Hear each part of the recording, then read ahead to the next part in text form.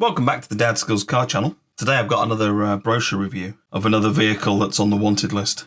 This is the Subaru 4x4. So this version is the MV 1800DL. In Australia and New Zealand it was known as the BRUMBY. And then it was the MV pickup, as we have here in the UK, or shifter in some parts of Europe. So this brochure is from Buckingham and Stanley Limited, Saab and Subaru, Histon, Cambridge.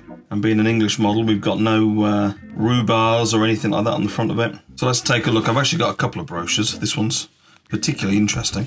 And I'll tell you a bit about why and what I know about these vehicles. Ooh, new Subaru, got the brains and the beauty too. Put together like a great car should. Oh, that Subaru sure looks good. Oh, new Subaru, got the brains and the beauty too. Subaru is today inexpensive and built to stay that way. Subaru, got the brains and the beauty. Oh, here we go. Look, there's a pastoral scene with someone in a grass field surrounded by horses. Somewhere they've managed to get a wicker basket full of potatoes, a rake for raking something, and some sweet corn. That's interesting. Why you'd go into the middle of the field with these things, I don't know. In every way, Subaru is better. Smart styling, sedan-like comfort inside, economical to operate, and lots of usable space. Now you can see why that. The ute concept, that was, when I was in Australia, quite a big thing, and you could understand the appeal. Useful vehicle, throw anything in the back, especially your dog or whatever. Throw your shopping in the back, but there's only 2 seats. So it's not a concept that really would have, or ever did, take off in Europe, really. Outstanding utility for work, powerful 4-wheel drive system, provides long traction needed for off-road driving. Dual range, transmission gives high and low. 4-wheel drive MV is ideal for all kinds of activity, whether it's hard work, like this happy chap, or a happy holiday. This is the Subaru designed for both of them. So having lived in farming years and years ago, one particular farm where we lived for a number of years, we had 3 of these. We had the Generation 1, which was sat there gently dissolving, and I was able, as quite a small child, to pick over it and pick any bits off because it was going to be scrapped, and that was a sort of beige one.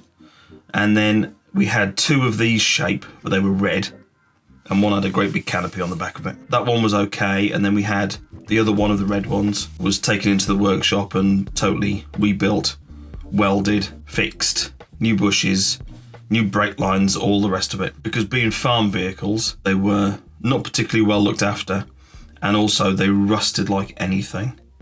They're just the most horrendous rust. And thinking back to the time when we were on the farm, they wouldn't have been old vehicles, but they were absolutely rusted through. They were like colanders. So here we go. Now we've got this young buck. He's taken away his potatoes and his sweet corn from the field, and now he's got this happy Sheila, and now he's got a friend who he can go, what's that called? Some sort of bike. Motocrossing. Now he's got a friend he can go motocrossing with. How nice. Wonderful times to be had by all, eh? Now we've got a little look at the interior. So that's interesting. So it certainly won't be Australia or New Zealand because they drive on the correct side of the road. It could be South Africa or something, couldn't it? Instrumentation panel is an information centre where you slip behind the wheel of a Subaru MV and switch on the engine. And that's the thing I remember about these, being that boxer engine. It gave that telltale Subaru sound, even though, you know, they were just standard exhaust. It was a really nice sound. Well appointed and well arranged, easy to read dials, illuminated panels, telltale graphic safety monitor. Informs you that the car's running conditions in easy to understand graphic symbols, and rack and pinion steering smooths handling and reduces steering effort. It's all here for you to enjoy in a remarkable car, a car that bridges the gap between work days and holidays. And that was the kind of thing that never really took off in the UK. That's an Australian, New Zealand thing. And in Australia, you'd chuck your swag in the back and you'd go out into the outback and you'd spend a couple of nights out there. But that's just something that just didn't take off in Britain. The interior is both functional and stylish, with sedan-style upholstery. I think each one of the 3 that I had anything to do with were like this. They had that sort of built-in headrest. Quite a nice buckety-looking seat. Never before or since seen controls set up in this arrangement. You had like a knob on the end that would turn, and then there was a sleeved knob there that you could turn, and then that was always the cool one. It tells you whether it's in four-wheel drive or not. Independent suspension, the brake system, compact horizontally opposed aluminium alloy engine, hill holder. When engaged, you can stop on a hill and start again without fancy footwork. This is certainly something I remember from those Subaru pickups. Is you've got your gear stick, got your handbrake, and then you've got this four-wheel drive lever there that's got high and low range. So just turn over there. We've got Potato Boy there. Oh yeah, there we go. So there we've got the colours there. So the older one that I talked about was this awful beige colour. The one in this brochure is obviously the white one. The flare red is probably the most popular that I've seen. And then a moss green, which that really doesn't do justice there, but I remember that being almost like a metallic colour. Yeah, oh, it says it, doesn't it? M metallic, moss green. That was quite a beautiful colour, actually. Really nice colour. And you can also get blue ones, but it's not listed there as being an option. But that moss green, absolutely lovely colour. Really sets it off nicely. And then we've just got some specs. 1781 engine, 4-cylinder.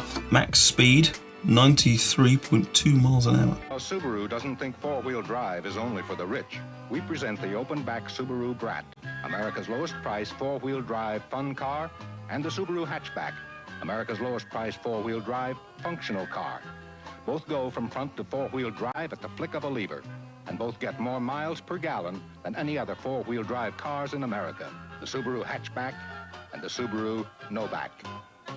And so this is an interesting one. This is an extract. I suppose it might have been inside a magazine, but it seems to be its own. There's no staple marks or anything. So this seems to be its own brochure from Guns Review of the Subaru four-wheel drive 1600 Estate. So this is the estate car version of the pickup. This is a reprint from 1984. So we just need to be careful now because Big Brother is obviously watching us. Today's shooting break. AH reports on Subaru four-wheel drive estate. Go anywhere practicality at a bargain basement price. Now, if you could find that anywhere in the UK, I'd be amazed. They've probably just disintegrated and turned back into iron ore somewhere. Those of us who undertake a good deal of off-road motoring as a matter of course would like to be equipped with one of BL's four-wheel drive masterpieces. But nowadays, both Land Rover and Range Rover models are so expensive pieces of machinery, and have been for some years.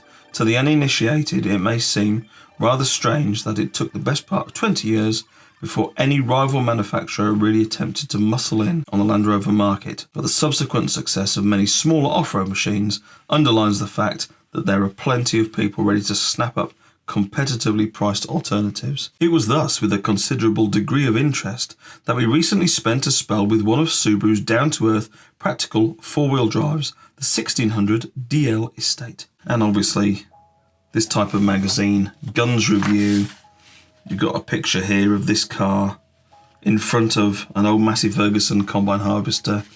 You've got the gun leant against the bumper there at the back, and I dread to think what's in here. Maybe something alive that soon won't be. Yeah, so this is directed straight at the farming market, isn't it? We had originally hoped to try the 1800 GLF model, but at the last moment, problems meant that we had to try this smaller engine. We sampled the Subaru for a week, using it on muddy farm tracks, slippery rural lanes, and for transporting bales of hay and straw. Came through with flying colours, and then they talk about how wide the actual opening for the boot is. The hatchback, something that, going back to their comments on BL, something that the Maxi pioneered in the UK. Wasn't the first, I think the Peugeot was the first, but certainly the Maxi pioneered the idea of the hatchback and the usefulness of it. There is an overprinted disclaimer on the front page pointing out that as the catalogue has been printed in Japan, the photographs within relate to the somewhat more lavish home market Subaru specifications. You have to go to the showroom in the UK to find out what the specs are, and they're a little less comprehensive apparently.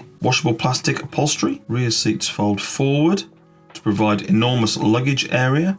And then they go on to say that they actually got a couple of big old bales in there, swallowed lengthways, and there was still plenty of room to cram a couple of shotguns, ancillary odds and ends in alongside it.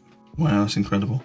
In general, the Subaru estate's internal equipment is straightforward and uncomplicated. One is tempted to say slightly sparse, but when we're referring to a machine with a tax-paid price tag of under £6,000 on the road, wowzers.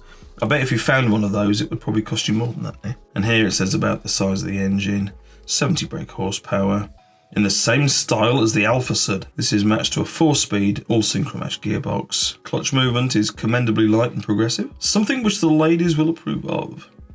And the gear change movement itself is unusually light, although it has quite a long movement between ratios. In the course of normal use, the engine drives to the front wheels, only the movement of the lever in the central console adjacent to the handbrake, bringing the rear differential into action. Of course, the great thing about this system is engaging four-wheel drive brings with it no unpleasant byproducts, such as heavy steering, and it's possible to engage the system while the Subaru is on the move, with no perceptible change in the road behaviour. Power-assisted discs at the front, and large drums at the back. If they'd have got their hands on the 1800, it would have had such refinements as a tilting steering wheel, headlight washers, rev counter, quartz digital clock, and a low fuel warning light. All models are fitted with an engine underguard, rear door child safety locks, rear window defroster, and at least a basic clock. There are a wide range of appealing colours available for this estate vehicle. AH goes on to say in the end that what's more, it doesn't look like a Jeep substitute, blending the requirements of everyday motoring with the room and versatility which I'm sure will find much favour with those who live and work in a rural environment. Very nice. Subaru, the future in four-wheel drive. Well, they certainly did make some fantastic rally cars. Very nice. So tell me in the comments below, have you ever had any experience of these wonderful four-wheel drive utility vehicles, the BRUMBY, the BRAT, the MV, the estate car? I think they're fantastic. The massive con was the first time these came out of the factory, it rained, and then the bodywork sort of ran off into the puddle and down the drain. But apart from that, brilliant car, and I'd love to own one. So that's it from Dadskillz Car Channel today. YouTube, in its wisdom, will recommend a video to you in a moment, and I'm sure you will appreciate watching that one too. But until the next time, I'll see you again. Cheers. Ooh, new Subaru, got the brains and the beauty too, put together like a great car should. Oh, that Subaru sure looks good.